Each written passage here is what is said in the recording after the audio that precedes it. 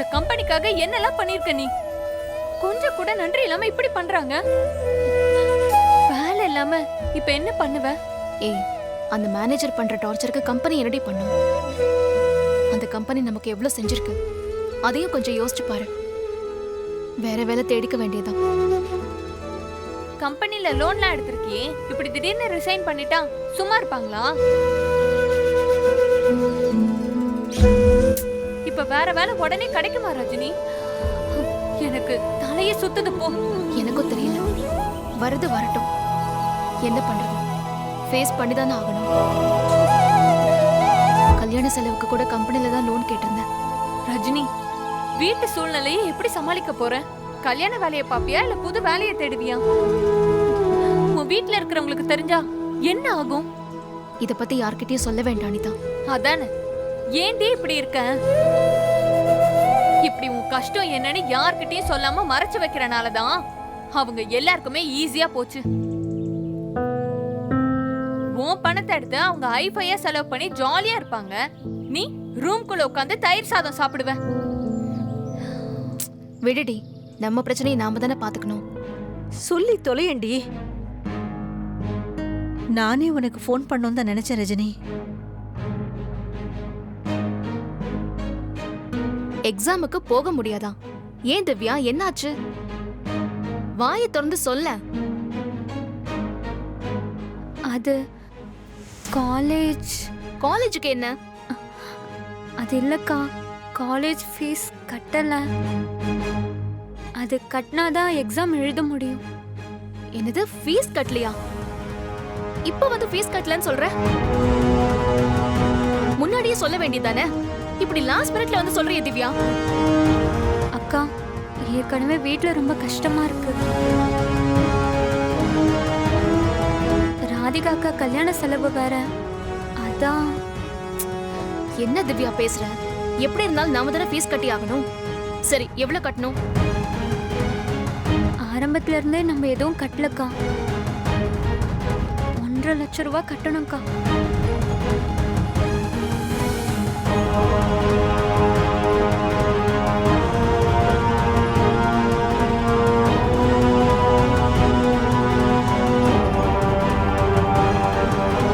என்னது, 1.5 லட்சமா?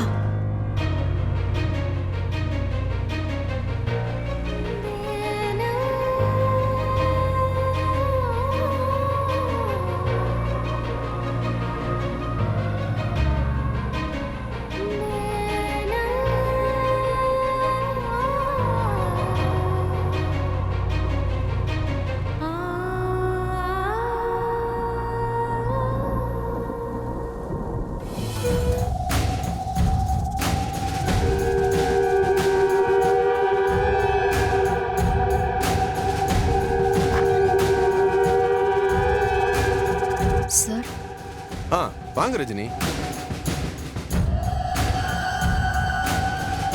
ப்ளீஸ் உட்காருங்க.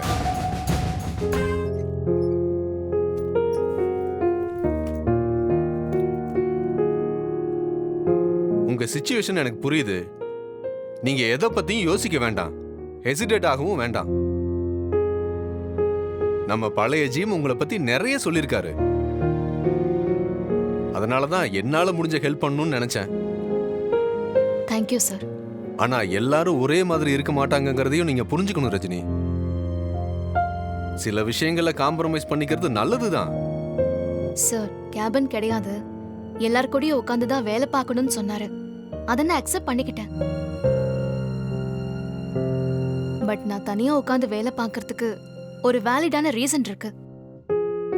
அதே மாதிரி பார்க்க கூடாதுன்னு சொல்றதுக்கும் அவர் காரணம் சொல்லணும்ல. அத பத்தி கேட்கவே கூடாதுன்னு சொல்றத எப்படி சார் அக்செப்ட் பண்ணிக்க முடியும்? ஓகே ரஜினி, அவர் ஏன் சொல்லலன்னு எனக்கும் தெரியாது, நான் அவர்கிட்ட கேட்கவும் முடியாது. பட் நீங்க கிளம்பி போனது அவர் என்ன கூப்பிட்டு கேட்டாரு.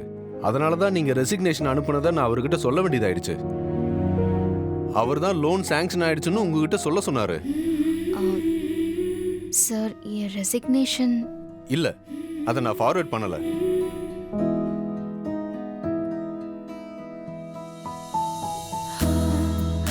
Thank you sir. இனிமே வேலைக்கு லேட்டாக வர்றது இஷ்டத்துக்கு கிளம்பி போகிறது இந்த மாதிரி பண்ணீங்கன்னு வச்சுக்கோங்களேன், நீங்கள் ரிசைன் பண்ண வேண்டாம், நானே உங்களை அனுப்பிச்சிருவேன். Got it?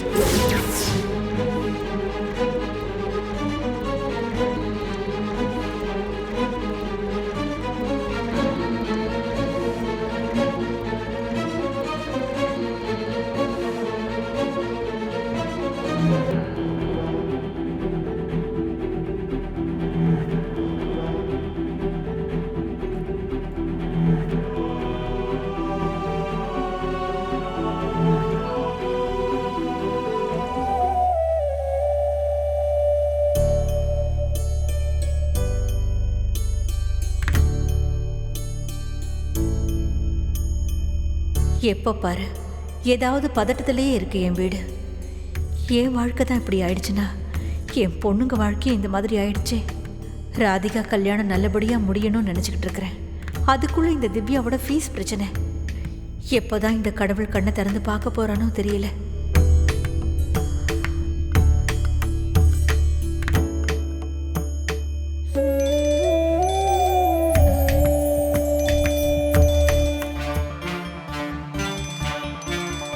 சம்மந்தி அம்மா, இவங்க எதுக்கு ஃபோன் பண்றாங்க இப்போ?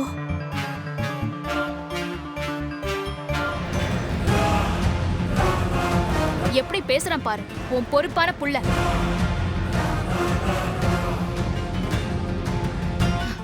இப்ப நான் அவளை எங்கேன்னு போய் தேடுவேம்மா? அவ ஃபோனில் ஃபேஷியல் மட்டும் பண்ணா போதும்னு பேசிட்டு இருந்தா. பார்லருக்கு போயிருக்க வாய்ப்பு இருக்கு. எப்பா சாமி, இதையாச்சும் பொறுப்பா கவனிச்சியே, ரொம்ப நன்றி. அவ அங்கதான் போயிருப்பா, நான் போய் கூட்டிட்டு வந்துடுறேன்.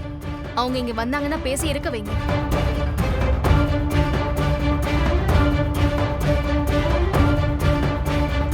என்ன நடக்க போகுதுன்னே தெரியலையேடி. வீட்டுல இருக்கிறவங்கள பத்தி கவலையே படாம இந்த ராதிகா கிளம்பி போயிருக்காளே. பெத்தவ ஒருத்தி வீட்டுல இருக்காளேன்னு கொஞ்சம் கூட மரியாதையே கொடுக்காம ஆள் ஆளுக்கு இஷ்டத்துக்கு எதையாவது பண்ணிட்டு போயிடுவீங்க. கடைசியில அவகிட்ட திட்டு வாங்குறது நான் தான்.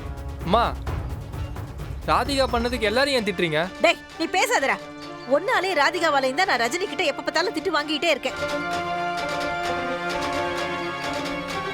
நம்ம ரஜினி அக்கா கிட்ட திட்டு வாங்க வச்சது பத்தாதுன்னு அரவிந்த் மாமாவோட அக்கா கிட்டயும் உங்களை திட்டு வாங்க வைக்கலான்னு பிளான் பண்ணிட்டான்னு நினைக்கிறேன் ராதிகா அக்கா. நீ சும்மா இருடி, நீ வேற டென்ஷன் ஆக்காத. நம்ம ரஜினி ராதிகாவை பாத்துருப்பாளா? கூட்டிட்டு வந்துருவாளா?